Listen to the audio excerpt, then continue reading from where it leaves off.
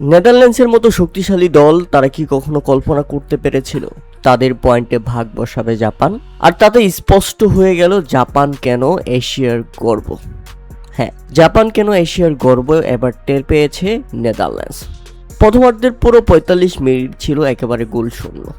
দ্বিতীয়ার্ধেই জাপানকে ১ গোল দিয়ে এগিয়ে যায় নেদারল্যান্ডস, তাও ম্যাচের ৫১তম মিনিটে। এরপর মাত্র ৬ মিনিটের মাথায় নেদারল্যান্ডসের বিপক্ষে গোল করে বসে জাপান এবং ম্যাচের ৫৭তম মিনিটেই তারা সমতায় ফিরে। অবিশ্বাস্য ব্যাপার হচ্ছে দ্বিতীয়ার্ধে দারুণভাবে জমে উঠেছিল জাপান নেদারল্যান্ডস ম্যাচ। নেদারল্যান্ডস এরপর মাত্র ১৩ মিনিটের মাথায় আরও একবার এগিয়ে যায়। ম্যাচের ৬৪তম মিনিটে নেদারল্যান্ডসের হয়ে দ্বিতীয় গোলটি করেন ক্রিশ্চিয়ানচিও সামারভিল। তবে সবচেয়ে বড় চমক দেখায় জাপান হেরে যাওয়া ম্যাচটিতে ম্যাচের একদম ৮৯তম মিনিটে জাপান সমতায় ফিরেছে। জয়ের স্বপ্ন দেখা নেদারল্যান্ডসকে থামিয়ে দিয়ে গোলটি করেছেন দাইচি কামাদা।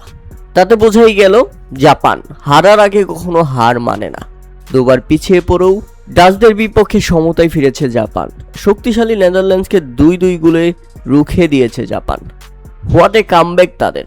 Bravo Japan, Bravo Japan. অতঃপর এশিয়া এখনও অপরাজিত। এরপর ম্যাচ শেষে আমরা দেখেছি আরও একটি সুন্দর মুহূর্ত, আরও একটি বছর, আরও একটি টুর্নামেন্ট, কিন্তু একই রকম জাপানিজ মানুষদের কর্মকাণ্ড। ১৯৯৮ সালের বিশ্বকাপে সর্বপ্রথম জাপানিজরা জাপানের ম্যাচ শেষে স্টেডিয়াম পরিষ্কার করে আলোচনায় এসেছিলেন। তারপর থেকে প্রত্যেকটা বিশ্বকাপেই তাদেরকে দেখা যায় স্টেডিয়ামে নিজেদের আবর্জনা পরিষ্কার করতে। জাপানের ফলাফল যেটাই হোক না কেন তারা সবসময় নিজেদের অভ্যাস অব্যাহত রাখে।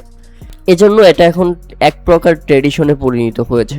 জাপানরা যেখানেই যাক না কেন নিজেদের আবর্জনা নিজেরাই ম্যাচ শেষে পরিষ্কার করে দিয়ে যায়, যেটা সত্যি প্রশংসার।